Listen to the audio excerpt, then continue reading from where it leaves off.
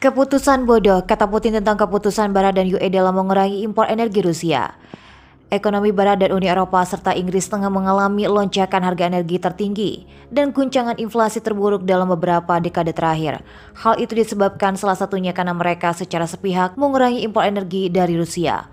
Moskow juga telah berulang kali memperingatkan bahwa langkah itu akan menghancurkan ekonomi Eropa. Bagi Putin, ini adalah keputusan yang benar-benar bodoh jika seseorang mencoba menerapkannya. Itu tidak akan menghasilkan sesuatu yang baik bagi mereka yang melakukannya. Mengomentari krisis energi yang dialami oleh negara-negara Eropa, Presiden Rusia seperti dilansir dari Sputnik News menekankan bahwa tidak mungkin merusak hukum ekonomi yang objektif, kesemuanya akan kembali pada mereka yang melakukannya seperti bumerang. Menurut Putin, bagaimanapun apa yang sudah terjadi di pasar Eropa adalah hasil dari kerja spesialis di Eropa dan Komisi Eropa, merujuk pada tuntutan Brussels untuk membeli gas menggunakan harga spot yang fluktuatif dan kemudian mencoba untuk membalikan arah menggunakan metode administratif. Putin juga memperingatkan bahwa Rusia hanya akan berhenti menjual sumber daya energinya ke luar negeri jika itu bertentangan dengan kepentingannya. Dia menambahkan ada kewajiban kontrak-kontrak pasukan dan jika ada keputusan yang bersifat politik yang dibuat dan bertentangan dengan kontrak, Rusia tidak akan memenuhinya. Dan secara umum Rusia tidak akan memasok apapun jika bertentangan dengan kepentingan Moskow. Dalam hal ini kepentingan ekonomi Rusia tidak akan memasok gas, minyak, batu bara, atau bahkan bahan bakar minyak.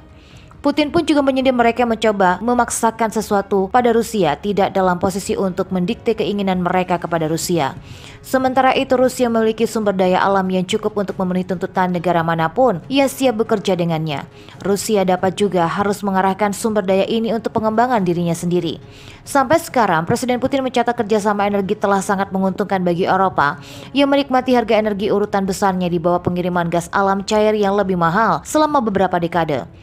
Putin juga membahas rangkaian penutupan pipa energi Rusia baru-baru ini oleh Uni Eropa dan oleh masing-masing negara Eropa termasuk Polandia dan mengatakan bahwa keputusan Warsawa tidak sepenuhnya dimotivasi oleh politik. Jadi Polandia mengambil yama Eropa dan menutupinya. Ternyata Polandia mendapatkan gas dari kami dengan harga yang lebih tinggi daripada Jerman. Jadi Warsawa menutup yama Eropa tetapi mulai segera membeli gas terbalik Republik sedikit lebih murah dan Jerman daripada dari Gazprom. Jerman yang mendapatkan gas termurah mulai menjualnya ke Polandia dengan harga sedikit yang lebih mahal. Itu adalah Ukraina dan Polandia, bukan Moskow yang bergerak untuk menutupi jaringan pipa energi darat Rusia Eropa. Menurut Putin, adapun Nord Stream 1 pipa gas berkapasitas 55 miliar meter kubik per tahun yang memompa gas dan Jerman ke Rusia melintasi Laut Baltik. Penutupan pipa baru-baru ini juga merupakan hasil dari keputusan Eropa. Putin menunjukkan bahwa mitra Jerman Gazprom telah membombardirkan sisi teknik Nord Stream 1 ke hukum Inggris dan mengingat bahwa kepala Gazprom Axel Miller baru-baru ini melaporkan kepadanya bahwa kontrak pemeliharaan peralatan diproduksi oleh Siemens harus diselesaikan dengan pihak Jerman, anak perusahaan raksasa manufaktur yang berbasis di Inggris yang kini menempatkan Gazprom di bawah sanksi. Pekerjaan perbaikan pada turbin pipa dilakukan di Kanada, juga menjatuhkan sanksi pada Moskow dan baru-baru ini berusaha untuk memblokir kembalinya turbin Nord Stream ke Jerman. Eropa tidak membutuhkan musuh ketika memiliki Kanada dan AS sebagai teman. Rupanya negara-negara Amerika Utara telah menolak untuk membantu Eropa. Eropa menjadi gelap, ekonominya didukung oleh ventilator dan krisis pangan memburuk. Tetapi AS dan Kanada hanya memilih untuk mengingkari janji mereka dan membiarkan UE hancur. Awal tahun ini saja ketika Rusia bertikai mengetuk gerbang Eropa, malah AS dan Kanada lah yang mendorong Brussels untuk membuka Grendel. Mengingat ketergantungannya yang besar pada energi Rusia, UE enggan bersetegang dengan Rusia sejak hari pertama invasi Rusia.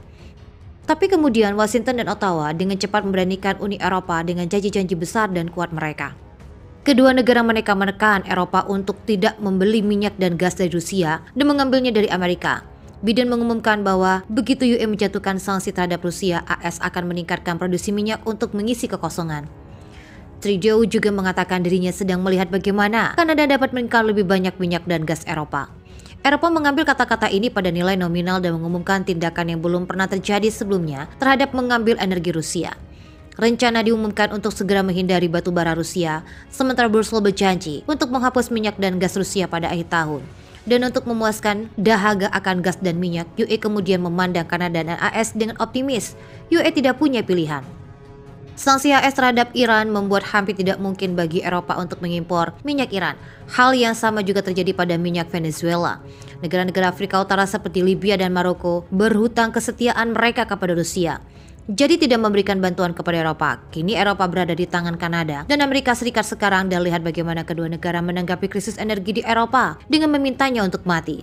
Pekan lalu saja ketika Kansler Jerman Olaf Scholz mengunjungi Kanada untuk mengamankan kesepakatan gas, Trudeau dengan cepat menawarkan dia kesusahan. Lalu Trudeau menolak gagasan itu dengan mengatakan tidak pernah ada kasus bisnis yang kuat untuk mengirim LNG Kanada ke Eropa. Sebaliknya, Trudeau membuat alasan kuat untuk mengekspor gas hidrogen Kanada ke Eropa. Namun ide ini sangat bodoh sehingga Scholz pun menganggapnya bodoh. Bagaimanapun, hidrogen hanya menyumbang 2% dari total konsumsi energi Eropa, dan bahkan seorang siswa kelas 5 tahun bahwa dibutuhkan berapa dekade lagi sebuah negara untuk beralih dari LNG ke hidrogen dan membangun infrastruktur yang cukup relevan. Dan sekarang lihat apa yang telah dilakukan Biden untuk memenuhi janjinya. Dia sebenarnya tidak melakukan apa-apa. Produksi LNG AS sedikit meningkat dari 95,1 miliar kaki kubik per hari pada Oktober 2021 menjadi 97,5 pada Desember 2022. Omong-omong, peningkatan yang dapat dijanjikan ini juga dikaitkan dengan kebijakan era Trump saja. Namun para ahli mengatakan AS sebenarnya dapat menghasilkan 569 miliar meter kubik gas per tahun. Tapi ini 4 kali lipat dari produksi AS sekarang. Tapi coba, penting bagi Biden tetapi lingkungan lebih penting.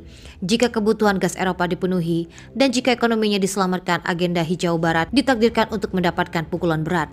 Bagi presiden berusia 79 tahun ini, mengatasi perubahan iklim adalah prioritas utamanya. Eropa berada di ambang bencana total sekarang, seperti Jerman, Inggris menjadi gelap gulita.